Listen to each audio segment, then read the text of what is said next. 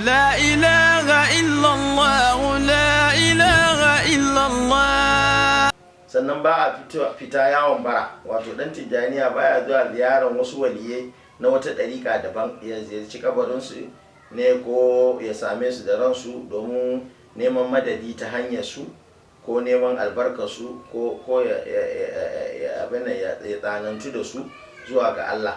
Amma babu laifi ya ziyarce su ziyarar sada zumunci yauwa da ta gaisuwa tare da girmamawa da kauna, kuma babu laifi a ziyarci kabarinsu domin a yi musu addu'a, kuma lalle ne a so su a kuma girmama su. Amma kasancewar shi Shehu Ahmad Tijjani, Allah ya kara masa yadda, shine shugaban dukkan waliyan Allah.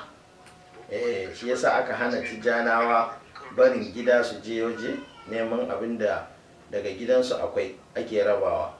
Kuma ziyarar waliyai da aka hana banda sahabban manzo Allah sallallahu alaihi wasallam, domin sahabbai su ma waliyan Allah ne, amma kasancewar sun sahibanci manzo Allah sallallahu alaihi wasallam shi yasa suka fi dukkan wali da ba sahabi ba. Su sahabbai ana iya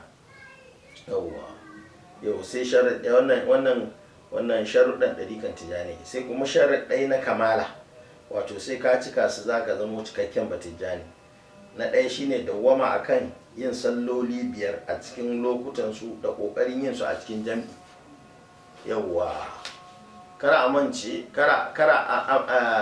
amince da kamun Allah ka ce ai tunda ina istighfari ina nan barin yin abin da na ga dama. A ɗarikan Tijjaniya ba wannan, wato kar a ringa yin saƙon Allah ana ganin kamar ba komai, to akwai komai. Allah abin tsoro ne.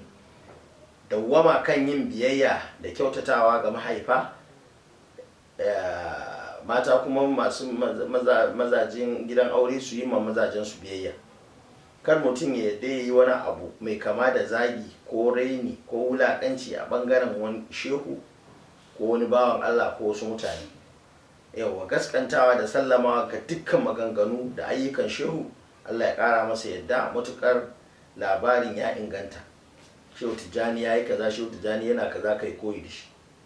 Kulawa da yin wuridi na kullum akan lokaci, ƙoƙarin yin wazifa da zikirin juma'a a cikin jam'i. Kar a karanta jawharatul kamali sai da alwala. Sannan ba a karanta jawharatul kamali kana kan mashin ko mota ko wani abun hawa. Yawwa yin ladabi a yayin da ake karanta wuridi, kuma ana son a rinka halarto da annabi sallallahu alaihi wasallam a cikin rai ko shehu domin samun natsuwa. Yau sa sutura a jiki kamar yadda ake yin sallah, ka sa sutura ka kammalalliya, bayan da wasu ke sa wando sagi ko a bar zuwa wuri a waje. A ɗarikan Tijjaniya ba yadda da wannan abun ba. Fuskantar alƙibla sai dai a halin tafiya, shi an yi sauƙi. Kana kan tafiya ne mota ko ina ta kalla sai kai lazuminka, amma in a gida kake ko masallaci alƙibla.